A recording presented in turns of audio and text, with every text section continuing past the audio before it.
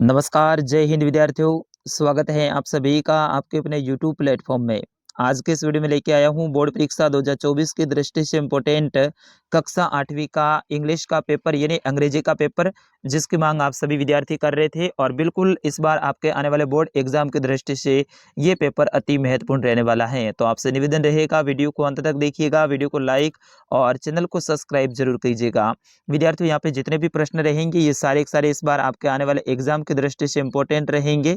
तो आप वीडियो को पूरा पूरा जरूर वॉच कीजिएगा। मैं कोशिश करूंगा फटाफट अंदाज में इस पूरे के पूरे पेपर को आपको बता दूं। देखिए, सबसे पहले आपके लिए जो समय है वो 2.5 घंटे का दिया जाएगा और आपको जो पूर्णांक है वो 80 नंबर का रहेगा। यहाँ पे सामान्य निर्देश दे रखे हैं, इनको आप पढ़ना चाहें तो पढ़ सकते हैं। अपन डायरेक्ट चलेंगे पहले प्रश्न की ओर। सेशन ए के अंतर्गत आपके जो प्रश्न आएंगे वो रीडिंग से संबंधित आएंगे। इसमें पहला प्रश्न देखिए, read the passage and answer the question that follow any force. यानी आपको पैसेज को पढ़ना है और इनमें से कोई 4 प्रश्नों के उत्तर देने हैं। विद्यार्थियों, पैसेज यानी पैराग्राफ, तो पैसेज है ना, जब पैसेज आता है तो इसको आपको कम से कम पहले 2 बार या फिर 3 बार अच्छी तरह से पढ़ना है। पूरे के पूरे पैसेज को आपको समझना है। और अगर आप अच्छे से पढ़ लेते हैं, समझ लेते हैं और फिर उसके बाद में आगे जो प्रश्न दे रखे हैं उनके आंसर देते हैं, तो मैं 100% श्योर हूँ कि आप अगर 5 प्रश्न पूछे गए हैं तो 5 में से 5 के 5 प्रश्न सही करोगे। क्यों? क्योंकि इनके सारे के सारे उत्तर हैं वो इसी पैसेज में दे रखे हैं। तो पैसेज मैंने पढ़ लिया है ऑलरेडी। मैं डायरेक्ट प्रश्न की ओर बढ़ूंगा। पहला प्रश्न है वो आस्क्ड द क्वेश्चन, यानी किसने प्रश्न पूछा, तो इसका सही आंसर होगा द किंग। फिर उसके बाद में दूसरा प्रश्न है, इसको आप पढ़ लीजिएगा। इसका सही आंसर होगा मैसेंजर्स, यानी ऑप्शन नंबर ए रहेगा सही आंसर। फिर उसके बाद में तीसरा प्रश्न है द किंग्स थॉक्ड he would never if he now 3 thing. तो इसमें सही आंसर होगा आपके फेल, यानी ऑप्शन नंबर सी रहेगा इसका सही आंसर। आप पैसेज को पढ़ोगे तो अच्छे से इन प्रश्नों के उत्तर मिल जाएंगे। फिर उसके बाद में चौथा प्रश्न है, इनका सही आंसर होगा, चौथे प्रश्न का सही आंसर होगा option number D, huge sum of money. फिर उसके बाद में अगला प्रश्न है पांचवा, find the words similar in meaning to the word, यानी जो ये मीनिंग है इनका समानार्थी शब्द आपको निकालना है पैसेज में से। तो जब पैसेज को आप पढ़ोगे तो इसका जो समानार्थी शब्द है वो कार्टेन निकलेगा, यानी ऑप्शन नंबर ए रहेगा इसका सही आंसर।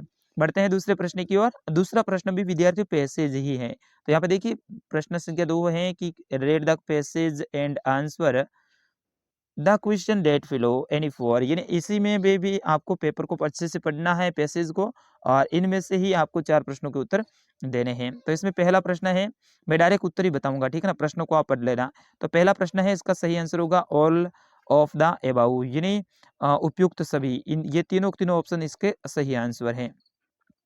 इसमें दूसरा है, तो दूसरे का सही आंसर होगा वो होगा option number B, feel catch a पेरी और मऊ, ठीक है ना। तो इसका ये सही आंसर रहेगा। फिर उसके बाद में तीसरा है that are jellyfish mostly made up of, तो जोलीफिशली हैं वो किसको बनाती हैं, तो इसका सही आंसर होगा तीसरे का आपका ऑप्शन नंबर सी रहेगा सही आंसर। ऑप्शन नंबर सी को मैं बता देता हूँ, हाँ, वाटर, वाटर के अंदर रहती है, ठीक है ना, वाटर से बनी होती है। फिर उसके बाद में देखिए जोलीफिश एयर अर्थन बाय, तो इसका सही आंसर होगा सोते का आपका ऑप्शन नंबर बी रहेगा, ठीक है ना।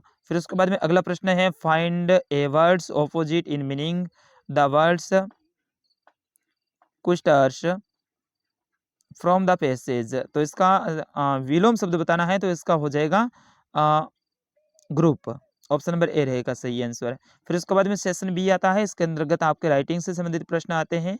तो इसमें देखिए तीसरा प्रश्न देखिए, right a paragraph on any one of the following topics using the hints given below, यानी जो आगे दे रखे हैं इनमें से किसी एक के ऊपर आपको क्या करना है, पैराग्राफ लिखना है।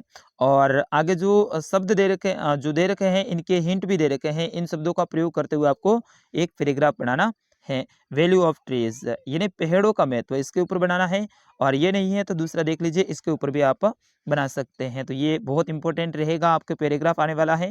फिर उसके बाद में चौथा प्रश्न है write a letter to your friend telling him about the election of independence day in your school, तो आपको स्वतंत्रता दिवस के ऊपर जो कार्यक्रम है उसमें बुलाने के लिए अपने फ्रेंड को आपको प्रार्थना पत्र या फिर एप्लीकेशन लिखना है। फिर उसके बाद में देखिए, you lost your watch in playground of your school, यानी आपने अपनी घड़ी है उसको खो दिया है स्कूल के ग्राउंड में। तो एक नोटिस है वो आपको लिखना है, नोटिस लिखना है, तो नोटिस को अच्छे से याद कर लीजिएगा किस तरह से नोटिस लिखा जाता है। फिर उसके बाद में सेशन सी आता है, इसके अंतर्गत आपके ग्रामर के क्वेश्चन आते हैं। तो यहाँ पे देखिए पांचवा प्रश्न है कि choose the correct option any four, यानी जो प्रश्न है इनमें से सही उत्तर का चुनाव करना है। कोई 4 प्रश्नों के उत्तर देने हैं 5 में से। यहाँ पे देखिए Raman to church every day, तो यहाँ पे गो आ जाएगा, ठीक है ना। Raman go to church every day, ठीक है ना, तो यहाँ पे गो आ जाएगा, ठीक है, गो भरना है।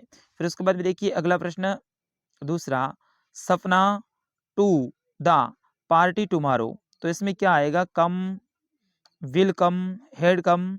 तो इसका सही आंसर होगा विद्यार्थियों, वो होगा आपका option number 3 will come, Sapna will come to the party tomorrow.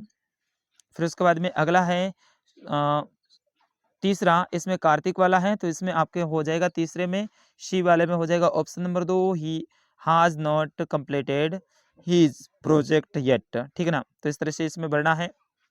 फिर उसके बाद में डी है, तो डी में करण वाले में आपका जो सही आंसर रहेगा वो रहेगा ऑप्शन नंबर 4 इज ड्राइविंग, ठीक है ना। इस तरह से आप इनको अच्छे से पढ़ लीजिएगा प्रश्नों को। पूरा प्रश्न पढ़ूंगा तो विद्यार्थियों समय बहुत ज़्यादा हो जाएगा, वीडियो लंबा हो जाएगा। रमन एंड सपना, तो इसमें आपका जो सही आंसर रहेगा ई में, वो ऑप्शन नंबर 1 रहेगा आर वर्किंग इन, फिर ये आगे वाला है, इनको अच्छे से आप पढ़ लीजिएगा। छठा प्रश्न है fill the blanks with correct from of word any four, इनमें से कोई 4 के आपको करेक्ट वर्ब भरनी है। तो इसमें देखिए बाय, और फिर इसमें ये हो जाएगा बट ये सेम टू सेम इसी में भर देना है, ठीक है ना। और फिर उसके बाद में सूज, शोज, और फिर इसमें हो जाएगा सोज हो जाएगा, ठीक है ना, CHUSE हो जाएगा। फिर इसमें इसी में भी ऐसे इस तरह से आपको भर देना है। फिर बढ़ते हैं अगले प्रश्न संख्या 7 की ओर। प्रश्न संख्या 7 है, इसमें fill the blanks with correct, तो इन शब्दों का प्रयोग करते हुए आपको खाली जगह को भरना है। 7वें में भी सेम है, तो पहले में आ जाएगा आपके एंड, और दूसरे में आपका हो जाएगा बट, ठीक है, दूसरे में हो जाएगा बट, और फिर उसके बाद में तीसरा अपन को करना नहीं है, डायरेक्ट सोते को कर लेते हैं, क्योंकि इन्होंने बोला है कि 3 ही करने हैं, तो सोता ही कर लेते हैं। और सोते में हो जाएगा आपका शो, ठीक है ना, सो इस तरह से आपको इनको भरना है। फिर उसके बाद में 8वां प्रश्न है fill the blanks with correct modals, तो आपको करेक्ट मॉडल्स है वो भरना है 8वें में। पहले में आ जाएगा विल हैव, और फिर उसके बाद में दूसरा है, तो दूसरे में आपका हो जाएगा वुल्ड, और फिर उसके बाद में तीसरा है, इसमें हो जाएगा कुल्ड, ठीक है ना। तो 3 ही भरने हैं, तो 3 भर दिए हैं। फिर उसके बाद में अगला है सेशन डी, और ये आपके पाठ्य पुस्तक से संबंधित, यानी जो आपकी किताब है उनमें से प्रश्न आएगा। Read the following passage and answer the question that follow any two, यानी ये पैसेज को पढ़ना है, इनमें से कोई 2 प्रश्नों के उत्तर देने हैं, और प्रत्येक प्रश्न है वो 1-1 नंबर का रहेगा।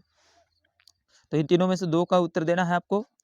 फिर उसके बाद में 10वां प्रश्न है read the following sentence and answer the question that follow any two, तो इनमें भी आपको इन सेंटेंस को पढ़ना है, और पढ़ने के बाद में नीचे जो 3 प्रश्न दे रखे हैं इनमें से 2 के उत्तर लिखने हैं। Name of the poem and the poet, तो ये पोइट है, पोइट का नाम लिखना है, कौन सी कविता का है, ठीक है। फिर उसके बाद में from the height of the poet was, ठीक है, तो इसका सही आंसर निकालना, इस तरह से आप इनको अच्छे से पढ़ लीजिएगा। फिर उसके बाद में 11वां प्रश्न है answer the following question in 30 to 40 words any four, यानी जो प्रश्न दे रखे हैं इनमें से कोई 4 प्रश्नों के उत्तर देने हैं 30 से लेकर 40 शब्दों में। तो ये आपके पाठ्य पुस्तक के जो किताब है उनके प्रश्न हैं, अच्छे से इनको आप नोट कर लीजिएगा, अच्छे से पढ़ लीजिएगा, और इनके आंसर याद कर लीजिएगा। प्रत्येक प्रश्न है आपके 3-3 नंबर का रहेगा, तो 3 × 4 यानी 12 नंबर का ये प्रश्न रहने वाला है 11वां। तो विद्यार्थियों ये था कक्षा 8 का अंग्रेजी का पेपर। पूरा पेपर मैंने बता दिया है, आंसर आपको ही निकालना पड़ेगा।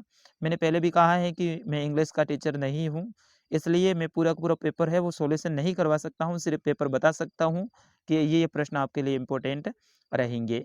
मिलते हैं अगले पेपर में। मैं सामाजिक विज्ञान या फिर हिंदी का पेपर हो तो उनको अच्छे से मैं पढ़ा सकता हूँ, संस्कृत के पेपर को भी मैं अच्छे से पढ़ा सकता हूँ, गणित और अंग्रेजी इन 2 विषय का मैं अध्यापक नहीं हूँ, सिर्फ पेपर आपको बताऊँगा और आंसर हैं वो आप खुद को निकालने पड़ेंगे। मिलते हैं अगले पेपर में, तब तक के लिए नमस्कार, जय हिंद, वंदे मातरम।